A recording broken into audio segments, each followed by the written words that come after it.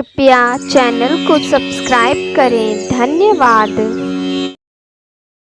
जय माता रानी। जो भी व्यक्ति हमारी वीडियो देख रहे हैं, उनके घर में सदैव अपना स्थान बनाए रखना, उनकी झोली खुशियों से भर देना। ना जय माता दी भक्तों, 2024 में इस बार मां दुर्गा पालकी पर सवार होकर पृथ्वी लोक पर पधार चुकी है।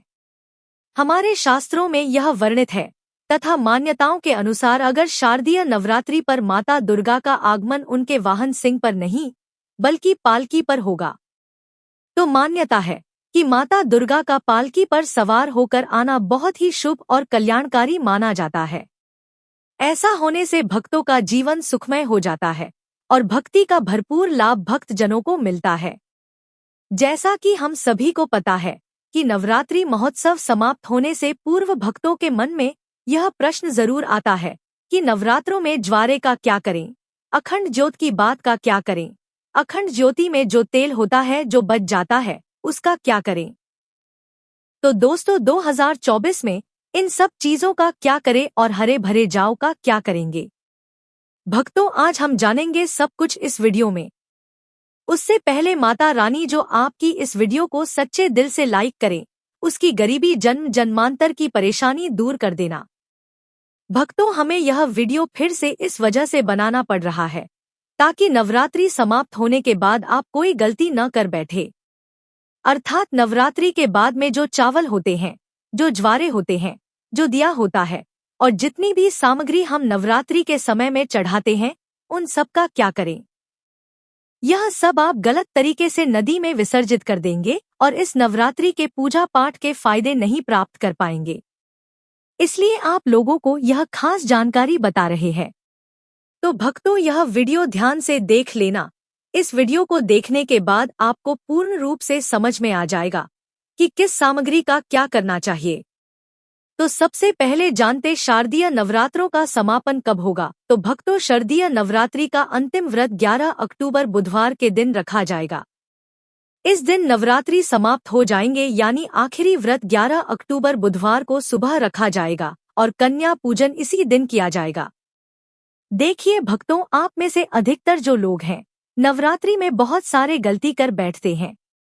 9 दिन तक आप माता रानी की खूब पूजा करते हैं और माता रानी की पूजा करने के बाद जो चावल होते हैं, जो श्रृंगार का सामान होता है, जो जली हुई भस्म होती है, जो दैवी सिक्का होता है, आप यह सब नदी में जाकर के विसर्जित कर देते हैं। और भक्तों, यही सबसे बड़ी मूर्खता है। दोस्तों, सारी जानकारी इस वीडियो में मैं आप लोगों को विस्तार से बता रहे हैं। हमारे चैनल के माध्यम से आपको आज इसके बारे में विस्तार पूर्वक और सटीकता से यह जानकारी उपलब्ध करा रहे हैं।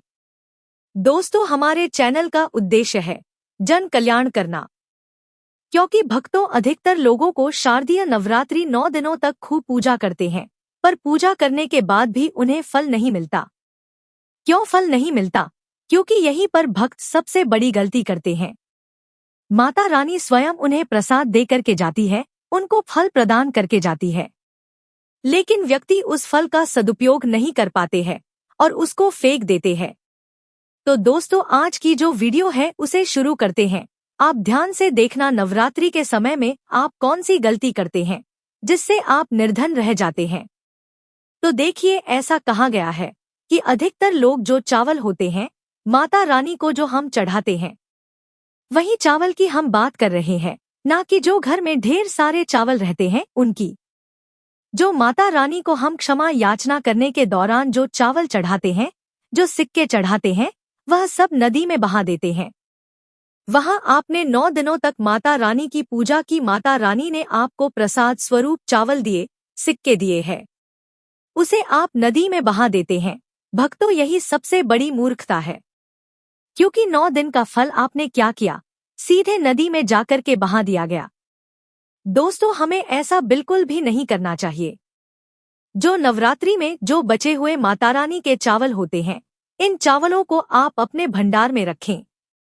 अन्न भंडार का मतलब जैसे कि आप अपने घर में जो चावल पका करके खाते हैं उसमें डाल दीजिए और कुछ धन स्थान पर रख दीजिए। अब इसके बेनिफिट सुन लीजिए। और जो जवारे रहते हैं, आप इसे धन स्थान में सुखा करके रखें, अपने पर्स में रखें। जो सिक्के होते हैं, इसे भी धन पेटी या पर्स में रखना चाहिए। अब इसके फायदे सुन लीजिए। जो चावल होते हैं माता रानी को चढ़े हुए मंत्रों से सिद्ध होते हैं। माता रानी को चढ़े होने के कारण नवरात्रि में माता दुर्गा साक्षात स्वरूप में विराजित रहती है। तो यह जो चावल होते हैं जागृत अवस्था में हो जाते हैं। यदि भक्तों इस प्रकार के चावल को आप खाते हैं तो आपके शरीर में एक प्रकार की सकारात्मक ऊर्जा उत्पन्न होगी। आपकी बीमारी, रोग, कष्ट, पीड़ा दूर होगी। दोस्तों, आपको चावल एक साथ ही खाने हैं। आपके घर पर कभी भी चावल बनाए जाए तो उसी चावल में एक या दो चावल के दाने मिला देने हैं। दोस्ती, इन चावलों से माता रानी की आपको कृपा प्राप्त होती है। माता रानी की कृपा से शरीर में एक ऐसी ऊर्जा उत्पन्न होती है जिस ऊर्जा से आप अपने आप को स्वस्थ करते हैं और आप जहां भी चले जाइए, जिस भी कार्य को करिए, वह कार्य आपका सफल होता है। और भक्तों, आपको एक बात और बता दे कि कभी भी इन चावलों को थोड़ा सा खाते हैं तो आपका पेट भर जाता है, यानी कि इसमें तृप्ति जल्दी मिलती है और आपके घर में कभी भी अन्न की कमी नहीं रहेगी। अब दोस्तों, आप में से अधिकतर जो भक्त हैं वो माता रानी को श्रृंगार का सामान जरूर चढ़ाते हैं और श्रृंगार का सामान चढ़ाने के बाद इसे आप नदी में बहा देते हैं या फिर अन्य को दे देते होंगे। तो ऐसा आपको नहीं करना है। जो श्रृंगार का सामान आप चढ़ाते हैं माता रानी के लिए, 9 दिन के बाद इस श्रृंगार के सामान को आपके घर की जो शादीशुदा महिलाएं हैं उन्हें देना चाहिए। इससे क्या लाभ होता है? तो दोस्तों, इससे अखंड सौभाग्य की प्राप्ति होती है। जब तक वह माता बहन इस सामग्री से श्रृंगार करेंगी जो भी माता रानी को चढ़ा हुआ था, तब तक साक्षात स्वयं काल भी उनके पास आ जाए उनके पति को ले जाने के लिए, मृत्यु के घाट उतारने के लिए, तो उनका बाल भी बांका नहीं कर पाएगा। सीधे उस स्त्री को अखंड सौभाग्यवती की प्राप्ति होती है। क्योंकि महिलाएं घर की साक्षात लक्ष्मी होती है, इसीलिए भक्तों विशेषकर ध्यान रखें कि जो बचा हुआ माता रानी को चढ़ाया गया श्रृंगार का सामान होता है माता बहनों को देना चाहिए।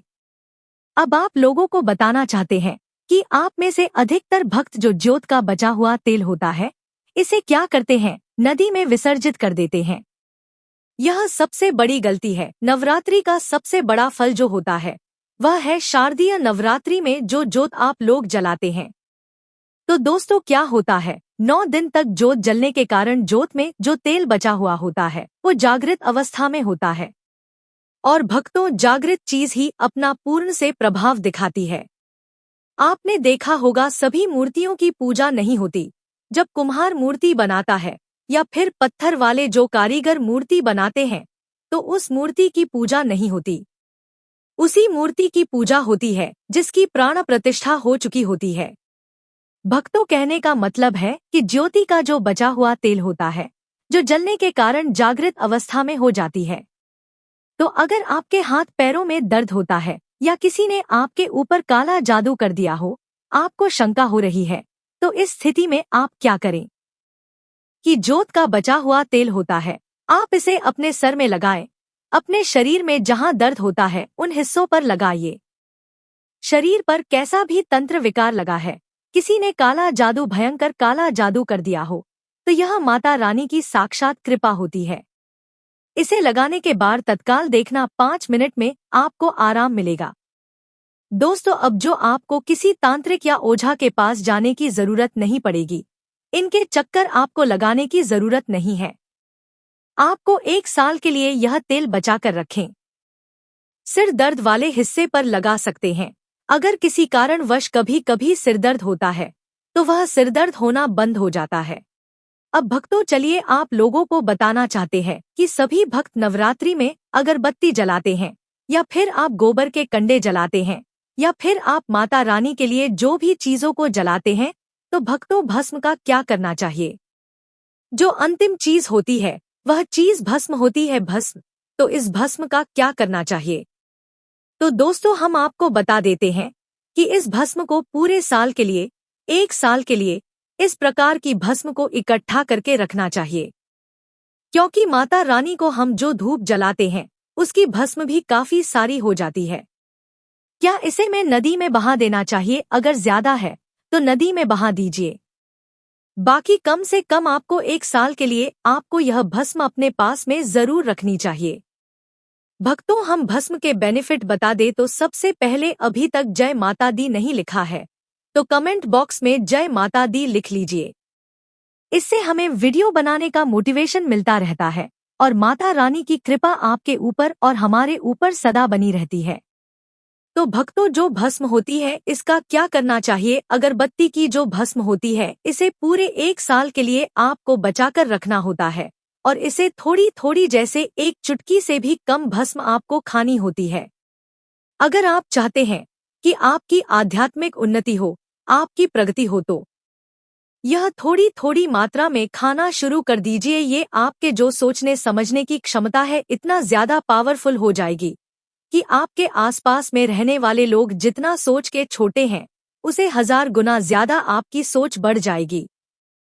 आप भक्तों, जिस भी कार्य को करने के लिए जाएंगे उस कार्य में आपको तरक्की मिलना शुरू हो जाएगी। और भक्तों, एक खास बात, छोटे बच्चों को नजर तो बहुत ही जल्दी लग जाती है, तो जो भस्म होती है माता रानी के लिए 9 दिनों तक आपने भस्म जला करके रखी है, उस भस्म का थोड़ा सा उनके मस्तक पर लगाए। या फिर चाहते हैं तो जिस हिस्से में दर्द हो रहा है, जैसे कि पेट में अचानक से दर्द हो रहा है, उस हिस्से पर आप जो है इस भस्म को रगड़ दीजिए। लिए अच्छी तरीके से भस्म लगा दीजिए तो पेट में अगर प्रेत लगा हो, प्रेत भस्म हो जाएगा, बाहर निकल जाएगा। सिर दर्द हो रहा है, सिर में लगा दीजिए। यानी कहने का मतलब है कि यह आपके हर प्रकार के दुख, तकलीफ, बाधाओं को दूर करने का काम करता है।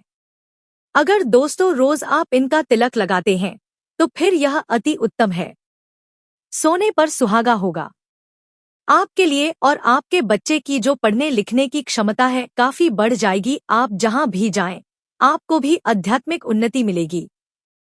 इस भस्म का जब आपके सिर पर लगा रहेगा कोई भी आपका बाल बांका नहीं कर पाएगा। अब दोस्तों, जो की बात, आखिर इसका का क्या करना चाहिए? आप में से अधिकतर लोग या तो जो नदी में बहा देते हैं और अधिकतर लोग हैं यह धन स्थान पर रखते हैं। इससे फायदा नहीं मिलता दोस्तों। जो की बात ही हमेशा जागृत अवस्था में रहती है, ध्यान से सुनना। जो को अपनी बाजू पर पहनना, बाजूबंद की तरह आपको इसे पहनना चाहिए, क्योंकि यह कोई साधारण चीज नहीं है। यह साक्षात माँ दुर्गा का आशीर्वाद होता है, यह साक्षात माँ दुर्गा की कृपा होती है, प्रसाद होता है। 9 दिन तक इसके सामने अखंड ज्योत जलने के कारण यह अन्य हो जाता है। इसमें प्राण आ जाते हैं, इसमें शक्ति आ जाती है, इसलिए इसे पहनने के बाद कई प्रकार से फायदे मिलते हैं। अगर आप इस प्रकार के फायदे लेना चाहते हैं तो यह अवश्य धारण करें। इसको धारण करने के बाद जो फायदे होते हैं वह आपको बताते हैं। पहला फायदा है कि अकाल मृत्यु एवं दुर्घटना से बचाता है। अगर कोई भी व्यक्ति इसे बाजू में पहनता है, धारण करता है, तो ऐसे व्यक्ति की कभी भी दुर्घटना नहीं होती, ऐसे व्यक्ति की कभी भी अकाल मृत्यु नहीं होती है। क्योंकि दोस्तों, ऐसे व्यक्ति के साथ में साक्षात माँ दुर्गा के शक्तियाँ चलती है। तो दोस्तों, यह वीडियो देखने के बाद आप समझ ही गए होंगे कि जो का क्या करना चाहिए। अगर यह जानकारी अच्छी लगी हो तो इस वीडियो को लाइक जरूर करना और जन कल्याण के लिए इस वीडियो को आगे जरूर शेयर करना।